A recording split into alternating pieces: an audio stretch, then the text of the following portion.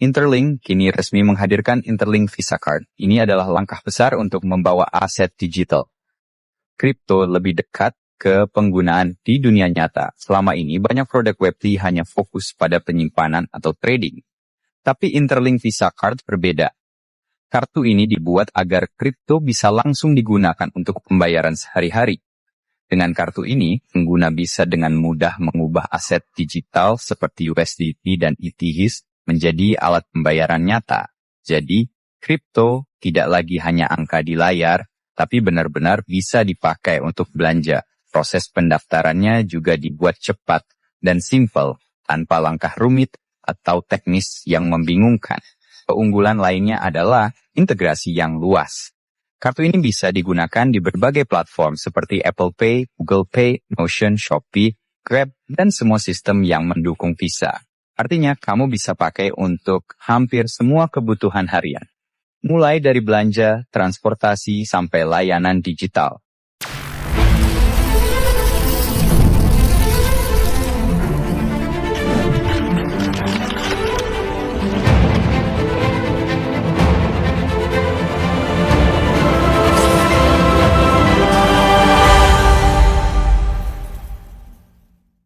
Hari ini di eksplorasi mendalam kita kali ini, kita mau ngebedah sesuatu yang menarik banget. Kripto kini bukan cuma disimpan, tapi bisa langsung dipakai.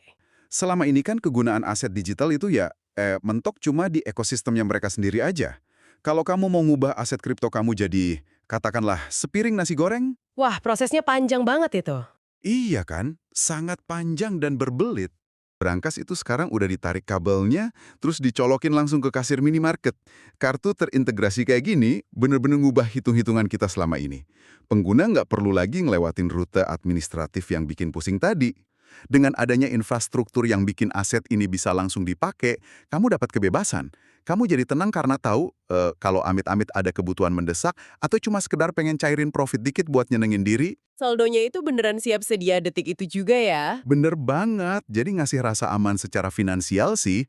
Terlepas dari apa pada akhirnya, kamu beneran bakal ngebelanjain itu tiap hari atau enggak. Opsi itu yang penting. Likuiditas tanpa birokrasi ya? Gimana persisnya ini kerja? Soalnya unggahan dari sumber kita ini kan secara spesifik nyebutin dua koin, USDT dan ETH, yang bakal jadi pembayaran nyata.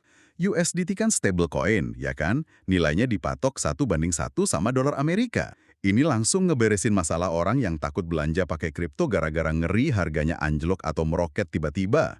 Buat pengguna rasanya sama aja kayak pakai saldo dolar biasa. Sistem konversi di belakang layar. Raksasa kayak Visa, Grab, atau Shopee, itu sebenarnya sama sekali nggak nyentuh kripto kamu. Sama sekali nggak nyentuh. Wah, Nggak mau mereka. Mereka kan anti banget sama risiko volatilitas harga. Jadi yang kejadian di latar belakang itu, si Interlink ini maju sebagai perantara, atau istilahnya penyedia likuiditas. Detik ketika kamu nempel kartu atau klik bayar, sistem pintar dari kartunya langsung narik USDT atau ETH dari dompetmu. Detik itu juga dilikuidasi pakai kurs saat itu, terus mereka yang nyetorin rupiahnya ke jaringan Visa atau ke pihak Shopee-nya. Dan mesin konversi itu baru berasa beneran ngeri impact-nya pas kita lihat integrasinya kemana aja. ada Apple Pay, Google Pay, Shopee, Grab, sampai seluruh jaringan Visa. Ini yang bikin narasinya berubah total sih. Bawa kripto langsung masuk ke rutinitas harian orang-orang. Kartu Interlink ini teorinya bisa kamu pakai buat jajan di minimarket depan rumah di Jakarta, terus besoknya dipakai di mesin minuman otomatis di Tokyo, atau tap masuk kereta di London. Tanpa pusing mikirin biaya konversi antar negara yang biasanya mahal di kartu kredit biasa ya. Nah benar, secara teoritis proses berlapis perbankan tradisional itu dipangkas habis-habisan lewat perantara kripto ini. Tembok antara ekonomi digital dan ekonomi real tuh benar-benar dihancurin. Konsep Web3 ini kan sering banget dilempar ke sana kemari ya sama orang-orang tekno. Tapi kalau di konteks kartu pembayaran ini, apa sih makna aslinya? Katanya kan Web3 itu internet dan keuangan yang desentralisasi. Kalau diintegrasiin ke Visa sama Apple Pay, emang itu sejalan sama Web3? Ini tuh titik kompromi yang paling menarik. Jadi di ekosistem Web3, kamu kan ngamanin aset sendiri di dompet yang non-kustodian ya kan? Nggak ada entitas bank yang bisa tiba-tiba ngebekuin saldo kamu. Tapi kelemahannya, aset itu jadi nggak punya daya beli di dunia nyata. Karena dunia nyata kita kan murni pakai infrastruktur ekonomi yang terpusat. Nah, kartu interlink ini jadi jembatannya. Atau semacam interface gitu.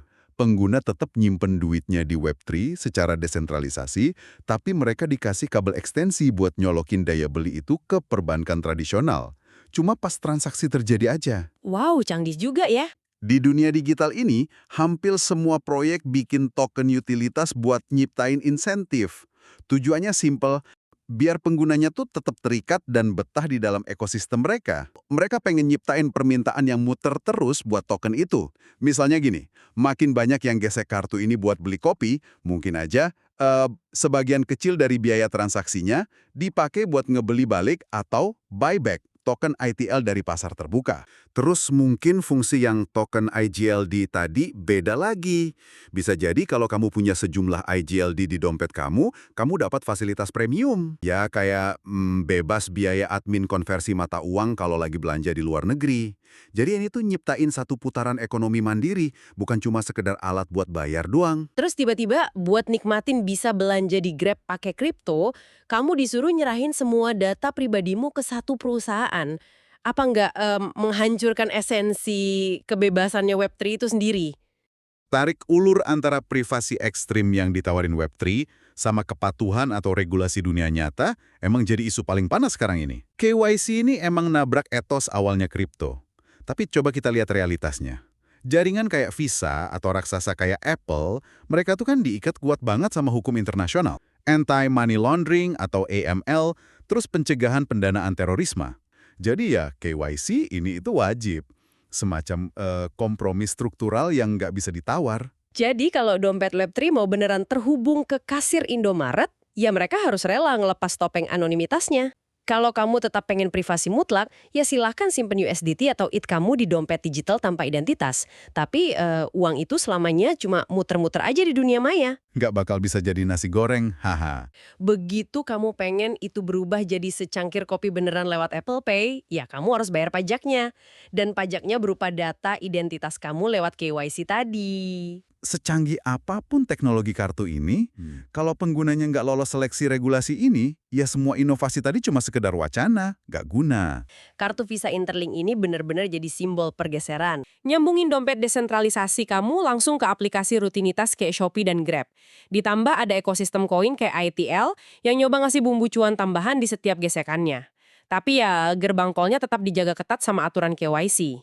Kalau pada akhirnya raksasa-raksasa tradisional kayak Visa dan Apple, ini sukses ngefilter semua adopsi Web3 lewat KYC, terus proses integrasinya makin mulus sampai-sampai kita nggak nyadar lagi batasan antara ngirim ETH sama ngirim rupiah fisik. Akankah di masa depan nanti kita perlahan berhenti nyebut itu sebagai kripto? Terus nyebutnya apa dong? Ya kita mulai nyebut itu sekedar sebagai uang, sama kayak uang-uang lainnya. Karena fungsinya udah nggak ada bedanya. Dan mungkin pertanyaan terbesarnya, apakah Web3 yang pada akhirnya berhasil menaklukkan dunia nyata? Atau justru dunia nyata yang baru aja ngedisiplinin dan menaklukkan Web3? Buat kamu yang udah dengerin dari tadi, coba deh renungin pertanyaan itu. Makasih banyak udah ngikutin eksplorasi mendalam kita kali ini yang benar-benar ngebuka wawasan. Sampai jumpa di penelusuran kita berikutnya ya.